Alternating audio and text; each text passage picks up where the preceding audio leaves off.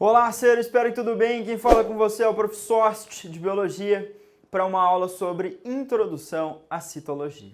Essa introdução é essencial para você que vai fazer Enem e diferentes vestibulares, pois as provas fazem referência a alguns nomes e algumas características importantes. Nessa aula a gente vai visualizar esses autores que são importantes, que estão aqui atrás, que a gente já vai conversar, e também sobre as suas contribuições, sobre os tipos de estruturas celulares que foram visualizadas e sobre um dispositivo chamado microscópio que garantiu a essa visualização. Então vamos lá! Tudo começa mais ou menos no ano de 1590, então eu fiz uma história temporal aqui para você. Nessa história temporal, você não precisa ficar preocupado inicialmente em decorar esses anos e esses nomes. Eu falei inicialmente, pois alguns eu darei destaque para você. Quando nós pensamos na palavra citologia, cito significa célula e logia significa o estudo. Para eu visualizar essa estrutura, eu precisava de uma unidade ou um instrumento chamado de microscópio. Micros é pequeno e scópio é visão. Com esse aparelho, a ciência consegue ampliar a sua capacidade visual. Nós conseguimos ver um mundo que até então não existia. Essa atribuição do desenvolvimento de microscópio é atribuído a Hans e Zacharias Janssen, a família Janssen, pai, filho, uma família que faz estudos com lentes e nessa sobreposição de lentes desenvolve esse aparelho que foi muito utilizado, que é muito utilizado e que foi muito aprimorado ao longo dos anos. Um destaque importante para nossa avaliação ou para os diferentes vestibulares é Robert Hooke. Esse senhor aqui muitas vezes é citado nas provas, pois Robert Hooke é o cidadão que faz a criação do termo célula. Então ele cria o termo célula. Célula significa uma pequena caixa, um pequeno espaço. E o destaque para nós ainda é que ele visualiza um tecido chamado de suber, um tecido vegetal, também conhecido como cortiça. Essa cortiça é extraída da casca das árvores e se nós realizarmos uma associação com a botânica, a gente vai lembrar do suber, um tecido de revestimento dos vegetais. Então a prova pode fazer essa associação. O Robert Hooke visualiza, na verdade, as paredes celulares. E essas paredes celulares criam um espaço, essa pequena célula, essa pequena cavidade vai ser preenchida com ar, está ali, é uma disposição e ele chama de célula, uma pequena caixa. Quando nós analisamos a célula, ela vai apresentar diferentes componentes e isso vai ser descoberto só posteriormente. Dessa data, 1665 para frente, nós tivemos algumas contribuições importantes. O destaque para 1838, 1839, Matthias Schleiden e Theodor Schwann, que vão propor uma teoria chamada teoria celular. Mas você vai falar, ô Soares, você vai de lá direto? Vamos passar nesse período intermediário? Robert Hooke, um senhor chamado Anton van Leeuwenhoek, 1671, 2, 3, 4, 5, ele fez várias descrições de estruturas celulares. Os nossos glóbulos, o espermatozoide, uma célula reprodutiva dos animais. Esse cidadão fez desenhos, anotações e representações importantes. Robert Brown, inglês, em 1833, vai associar à célula uma região chamada de nux, como se fosse a semente, e isso a gente vai chamar de núcleo celular. Então, historicamente, essas coisas foram aparecendo. Esses dois cidadãos, Matthias Schleiden e Theodor Schwann, um botânico e um zoólogo, eles propõem a ideia de que todos os seres vivos eram formados, constituídos por células.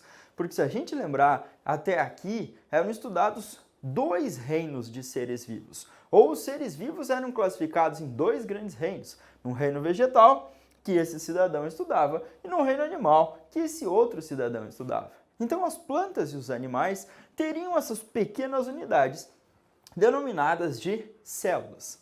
Quando nós avançamos temporalmente um pouco, Em 1855, o senhor chamado Virchow propõe uma ideia muito importante que depois vai ser associada também à teoria celular, que a ideia é que toda célula procede, ou seja, tem uma origem de uma célula pré-existente. E aí nós teremos um destaque muito grande para a teoria celular, que todo ser vivo é formado por célula. Então esse destaque aparece em diferentes provas. Ser vivo é formado por células. Quando eu faço as anotações, eu gostaria que você destacasse isso, que você também fizesse essas anotações, pois as provas fazem lembranças. E essas lembranças são constantes. O nosso foco para questões inicialmente é Robert Hooke, 1665, criação do termo célula, ou a construção desse termo. Depois, 1838 e 39, Matthias Schleden, Theodor Schwann, teoria celular. Todo ser vivo é formado por célula. A célula é a unidade morfofuncional, ou seja, anatômica e fisiológica desses seres vivos. Mas em você já apareceu uma dúvida que você já deve ter visto em algum lugar, que é a formação de seres que podem ser chamados de seres vivos ou não, dependendo das análises das características, que são os vírus, que eles ficariam fora dessa estruturação de célula. Mas esse é um assunto para um determinado momento específico. Aqui nós focaremos o pensamento dessas células. E agora a gente entra no momento que é analisar esse dispositivo chamado microscópio. Quando nós pensamos no microscópio, é muito difícil uma questão somente sobre esse dispositivo chamado de microscópio.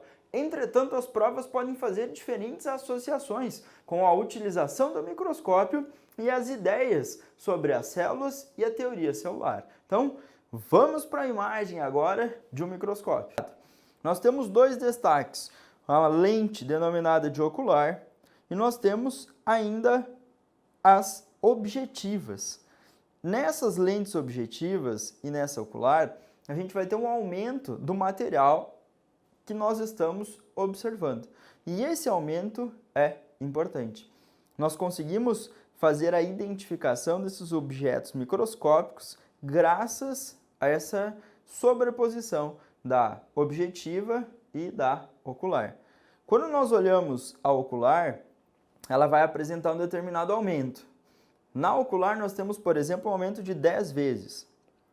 Nas objetivas, nós temos diferentes aumentos. Tem objetivo de 4 vezes, de 10 vezes, de 40 vezes e de 100 vezes. Então, se na ocular eu tenho um aumento de 10 vezes e lá na objetiva eu estou na lente de 40 vezes, nós teremos um aumento desse objeto de 400 vezes. Então, você vai multiplicar o valor da objetiva pelo valor da ocular e você vai ter um aumento daquele material que você está observando. Então esse é um dos dispositivos mais comuns que você vai utilizar na sua graduação. Nós temos um esquema de determinadas unidades para medidas nessas imagens que são construídas. Nós estamos visualizando na tela uma capacidade de visualização do olho nu maior ou igual a 200 micrômetros. Você vai conseguir fazer uma identificação desses objetos. Agora, quando nós olhamos na imagem o LM, que é a microscopia de luz, nós conseguimos fazer uma identificação da faixa, no tamanho desses objetos, nessas determinadas dimensões. Você tem aí na imagem microscopia eletrônica de varredura e microscopia eletrônica de transmissão e microscopia de força atômica. Então aí a gente consegue ver diferentes unidades de medida e o aumento para identificar determinadas estruturas. Por exemplo, hemácias humanas, nós estamos visualizando ali com 5 micrômetros. Agora um bacteriófago, que é um tipo de vírus, ele tem 60 nanômetros. Então eu preciso de uma microscopia eletrônica de transmissão. Esse microscópio mais comum, que é o microscópio de luz, Ele permite um aumento de 1.000 a 2.000 vezes. Para visualizarmos estruturas menores, né? No caso um aumento maior no interior da célula, nós precisamos aumentar mais isso. E aí nós utilizamos principalmente a microscopia eletrônica de transmissão. Corta para mim! Quando nós analisamos essa microscopia, eu fiz um esqueminha aqui básico para a gente ter uma análise geral da microscopia de luz e microscopia eletrônica. Então, microscopia de luz é o mais comum. Você vai para sua escola ou na sua universidade, seu ambiente de estudo, ter contato com esse microscópio de luz. Nós iremos, nas primeiras aulas na universidade, aprender a fazer a sua utilização. É tudo muito sensível, é tudo muito delicado, porque existe uma sobreposição de objetivas, de lentes, para aumentar esse poder de visualização. Quando nós analisamos microscópio eletrônico de transmissão e varredura, esses são de difícil acesso. Geralmente nós teremos mais acesso em nível de pós-graduação, mestrado, doutorados. Aí sim com treinamento específico para fazer a utilização desses dispositivos. Eles são extremamente caros. Sendo assim, teremos uma dificuldade em fazer um uso, mas daqui a pouquinho mostro para vocês imagens obtidas por esses tipos de microscópio. Para as avaliações, microscopia de luz. Se a prova trouxer alguma palavrinha estranha, nós teremos fotomicrografias. São as imagens obtidas através da microscopia de luz.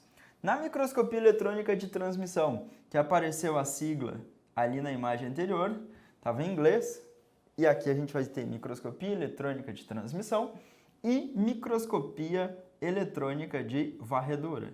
Estava SEN ali na imagem anterior, também do inglês. Nós teremos aqui eletromicrografias. Eletromicrografias. Então, elas são imagens obtidas através da microscopia eletrônica. Essa microscopia eletrônica ela permite mais detalhes, principalmente de estruturas internas, quando a gente vê a microscopia de transmissão. E na microscopia eletrônica de varredura, como o nome já diz, ele vai varrer, como se fosse um scanner. E aí projeta-se essa imagem. Então, a gente logo observa essas imagens para você. Quando nós pensamos nas unidades de medida, nós utilizamos principalmente micrômetros. Quando nós pensamos nessas unidades, para ter uma orientação bem básica, geral, milímetro, metro dividido por 1000. Micrômetro, metro dividido por 1.000.000. Nanômetro, 1 metro dividido por 1 bilhão. Então, só para você ter uma noção de escala. É muito comum a representação das imagens em provas em micrômetros. Então, aparece lá 5 micrômetros, 1 micrômetro, 10. E essa orientação do micrômetro pode aparecer também como 10 na menos 6 em relação ao metro. Então, a gente pode fazer essa observação dessas imagens. O nosso foco maior é a microscopia de luz. Para eu obter a imagem de microscopia de luz, nós seguimos alguns padrões de estudo. Então, a gente vai pensar em passos para essa microscopia que a prova pode fazer alguma citação. Vamos para a imagem. Nós conseguimos observar ou coletar, por exemplo, uma amostra que está naquele frasco. Essa amostra foi colocada no frasco. Está ali o frasco. Por exemplo, fazer uma biópsia. Tem uma suspeita de um melanoma, que é um câncer de pele. E aí é coletada, feita a coleta desse material. Esse material vai ser fixado, está escrito lá, órgão fixado. Fixar significa matar e preservar as principais características das células e tecidos. Eu consigo armazenar esse material em álcool 70, por exemplo, e deixar ali esse material para posterior utilização. Nos laboratórios de biologia celular, nós iremos confeccionar um bloco, porque esse material ele vai ser emblocado em parafina. Ali no círculo, a gente está vendo um bloco de parafina. E esse bloco de parafina vai ser cortado num dispositivo chamado micrótomo. Ele faz cortes com espessuras de 5, 7, 10 micrômetros, que é essa unidade que nós estamos analisando. Você vai falar, professor, por que eu vou cortar? Eu vou cortar esse material no micrótomo, eu vou obter essas tiras aqui, essas fitas, que são muito, mas muito fininhas e bem delicadas, e aí nós colocaremos essas fitas na lâmina, que aqui nós temos a confecção da lâmina, e nós vamos cobrir isso com uma lamínula. Só que eu posso passar por diferentes passos, desde a formação do bloco até a construção dessa lâmina para observação. As nossas células, elas são todas transparentes e a gente tem dificuldade em fazer essa visualização. Então nós conseguimos utilizar determinados corantes, hematoxilina, eosina. Geralmente a gente vê coloração rosa, roxinha, as células, e esses corantes permitem contrastes e a visualização desse material. Então nós temos um protocolo, onde nós seguimos alguns passos para obter essas determinadas imagens. Nós estamos observando uma imagem de microscopia uma microscopia de luz, então é uma fotomicrografia. Eu consigo visualizar aqui o destaque, o núcleo das células.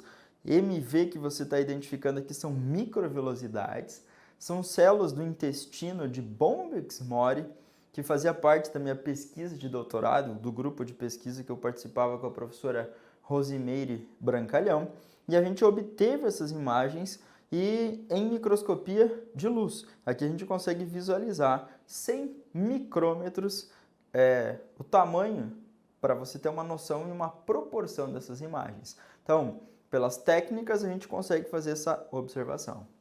Volta para mim.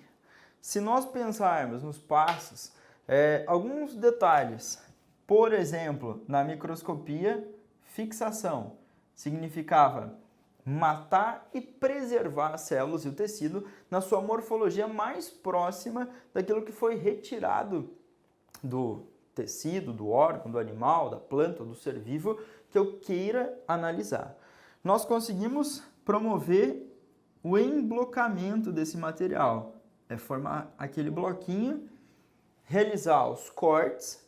Eu posso passar pela coloração e aí eu consigo realizar a confecção das lâminas para observação.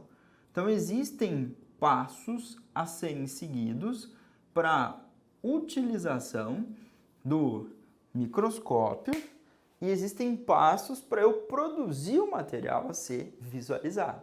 Então, desde 1590 até hoje, essas técnicas e essas maneiras, elas são aprimoradas, elas são modificadas para facilitar a nossa visualização. Corta para a imagem de microscopia eletrônica de transmissão. Você está vendo aqui alguns passos que segue também o processo de fixação. Nós teremos outros procedimentos para analisar esse material em microscopia eletrônica de transmissão. Ali você está vendo a pós-fixação, lavagem, passagem por dispositivos diferentes, até a gente conseguir chegar no microscópio eletrônico, ou de transmissão ou de varredura. Quando nós pensamos nesses materiais e nesses microscópios, a gente consegue identificar esses dispositivos de diferentes formas ou de diferentes maneiras. A imagem a seguir é do microscópio eletrônico de transmissão. Então ele vai permitir um aumento de 50, 70, 100 mil vezes e nós conseguimos observar estruturas internas da célula, como detalhes da membrana nuclear, detalhes do retículo liso, do rugoso, das mitocôndrias. Então isso é possível graças à microscopia eletrônica de transmissão. Essa é a imagem do microscópio eletrônico de varredura, todo esse dispositivo aqui. Nós teremos aqui um local específico para colocar a amostra que nós produzimos, e aí vai passar um feixe de elétrons que vai varrer essa imagem e ela vai aparecer para nós na tela do computador, que nós conseguimos visualizar algumas imagens obtidas por esse tipo de microscopia. Aqui são diferentes estruturas de grãos de pólen. Tem ali em cima uma palavrinha estranha, palinologia de espécies de asterácea. Então, Então, palinologia é estudo de grão de pólen, dessa morfologia do grão de pólen, que está observado aqui. É como se fosse um CSI, para eu tentar identificar a espécie que produz esse grão de pólen. Então, foi feito o trabalho por essas determinadas autoras sobre espécies de utilidade medicinal para a região dos Campos Gerais de Ponta Grossa. E a gente consegue obter ou visualizar essas imagens muito bonitas obtidas por microscopia eletrônica de varredura. Aqui um inseto, utilizada essa técnica, nós conseguimos identificar aqui o olho da formiga, a sua antena, a região do tórax, do abdômen, detalhes dessas cerdas quitinosas que farão parte da estrutura corporal. Então são imagens de microscopia de varredura. Aqui, uma microscopia eletrônica de varredura com determinadas células, só que nós utilizamos técnicas artificiais ou programas, softwares de computador para acrescentar essas cores. É uma microscopia eletrônica de varredura de algumas bactérias. Todas essas estruturas aqui são bactérias que vivem na superfície da nossa língua. Um lugar extremamente propício para crescimento desses micro-organismos. Então a gente consegue visualizar na microscopia eletrônica de varredura essas superfícies, um scanner. Na microscopia eletrônica de transmissão, vou cortar para a imagem, a gente consegue visualizar estruturas internas. Essa aqui é a imagem de formação de corpo de oclusão poliédrico de um vírus, que também era o foco do estudo da minha tese de doutorado e do grupo de pesquisa da professora Rosimeire Brancalhão, e a gente consegue visualizar ou identificar as estruturas, a complexidade, até a formação de um poliedro viral, com inúmeros vírions no seu interior. Então essa estrutura aqui serve para a dispersão dessas estruturas virais para lagartas de Bombyx mori, que é o famoso bicho da seda da amoreira. Então essas são determinadas imagens que a gente pode fazer identificação. Corta para mim. Você vai observar e vai falar, cara, é bastante complexo essa análise da microscopia. Eu vou falar que sim. Um resumo que eu gostaria que você tivesse nessa sua aula é de pensar que a microscopia fortaleceu e permitiu o avanço da citologia. Existem diferentes técnicas. Eu consigo visualizar detalhes com essa microscopia eletrônica. A microscopia mais comum é a microscopia de luz, também chamada microscopia óptica. Essa microscopia óptica vai utilizar essa luz, ligou um botãozinho, acende a luz, ela passava pelo aquele dispositivo, a gente colocava o olho na ocular e eu conseguia fazer a visualização. Na microscopia eletrônica eu não vou colocar o olhinho ali nada, vai passar um feixe de elétrons, vai destruindo a parte dessa estrutura quando é a microscopia eletrônica de transmissão e a imagem vai ser projetada no computador, assim como a de varredura. Então nós teremos técnicas diferentes para permitir a observação. Agora eu gostaria de mostrar para você como isso cai no vestibular. Vou projetar uma questão que foi da Universidade Federal de Santa Catarina que falava sobre essa abordagem e a gente vai fazer a correção dela. A invenção do microscópio óptico é atribuída aos holandeses Zacharias Janssen e seu pai, por volta de 1590. O microscópio eletrônico de transmissão foi inventado no início dos anos 30 pelo alemão Ernst Ruska. Mais importante que a capacidade de aumento de um microscópio é o poder de resolução, ou seja, a capacidade de distinguir dois pontos próximos, como se estivessem separados. Com relação aos instrumentos, é correto afirmar que 01. Na microscopia óptica, a observação com uma objetiva de 40 vezes e uma ocular de 10 vezes. Objetiva de 40 vezes, ocular de 10 vezes. Resulta em um aumento final de 400 vezes? Corta para mim. Quando nós pensamos na aula, parte teórica, objetiva de 40, ocular de 10. Eu falei para você, multiplica o valor da objetiva pelo da ocular e você tem um aumento de 400 vezes, ou 400 vezes. Essa parcial 0,1 é uma parcial verdadeira. Então, você vai ter o objetivo e você vai ter o ocular, só multiplicar esse valor e a gente vai ter esse aumento adequado. Então, verdadeiríssima. 0,2. Para observação de células, com um microscópio eletrônico de transmissão, é preciso apenas garantir que elas estejam bem separadas entre si. A parcial 0,2 é uma parcial falsa. Não adianta eu garantir apenas que elas estejam bem separadas. Ele fala em aumento e poder de resolução, a capacidade do nosso olho de distinguir dois pontos. Quando nós pensamos na microscopia eletrônica de transmissão varredura, tem todos os passos. Eu vou precisar coletar o material, eu vou precisar fixar, eu vou precisar de uma pós-fixação, todo um conjunto de técnicas. Então, a parcial 0,2 é falsa. 0,4. Na microscopia eletrônica de transmissão, em vez de luz comum, utiliza-se luz polarizada e corante fluorescente para distinguir partes da célula. A 0,4 é falsa, pois é utilizado um feixe de elétrons e eu não preciso da utilização de corantes. As imagens que nós teremos de microscopia eletrônica de transmissão e varredura são preto e branco. O que nós fazemos é utilizar softwares que marcam determinadas cores. Então, a parcial é falsa, sem uso de corante, e utiliza um feixe de elétrons. Parcial 0,8. Os microscópios ópticos permitem aumento da ordem de 5.000 vezes, o que torna possível visualizar, por exemplo, a estrutura da membrana nuclear. A parcial também é falsa, pois o microscópio óptico geralmente um aumento de até 2.000 vezes. Então, nós teremos uma limitação.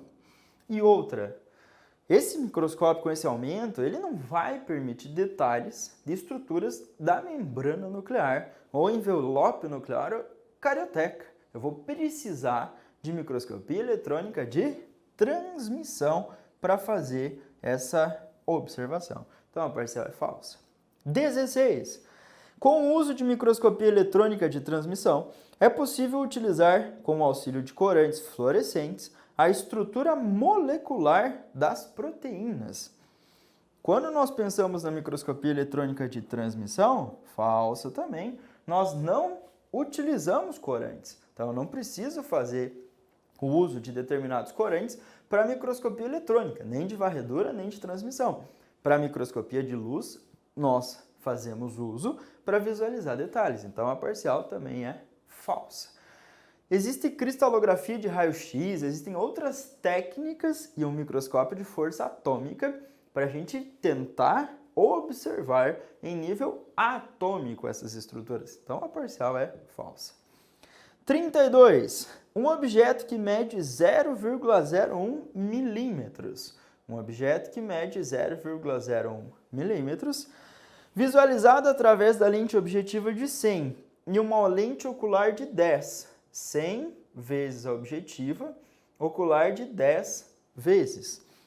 Terá sua imagem ampliada para 1 milímetro. Multiplica 10 vezes 100, nós teremos 1.000. Esse vai ser o nosso aumento. 1.000 vezes 0,01 seria 10 na 3, 10 na menos 2. Multiplica isso por isso, vai dar um aumento de, ou vai dar um tamanho de 10 milímetros, e não 1 milímetro, como ele fala para nós.